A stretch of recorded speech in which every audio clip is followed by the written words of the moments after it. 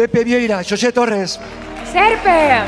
De todas as estrelas, a que máis brillou onte na gala Michelin celebrada en Toledo foi a de Pepe Vieira. O seu restaurante, situado en Raxó, en Pollo, fíxose onte coa súa segunda estrela Michelin. O chef dedicou as súas primeiras palabras de agradecemento ao seu equipo. Esta noche vengo acompañado de Óscar, que es mi jefe de cocina, que llevamos 15 años trabajando juntos y bueno, le quiero dedicar este premio. Gracias, Óscar.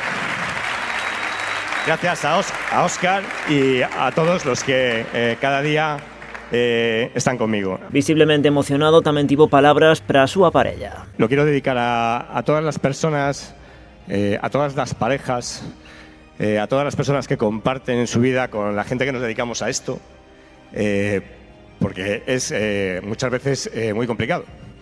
Y en particular se lo quiero dedicar a mi mujer, que también está aquí conmigo. O cociñeiro aproveitou tamén para despedir os cociñeiros portugueses que participan no certame e que o ano que ven celebrarán o seu propio evento.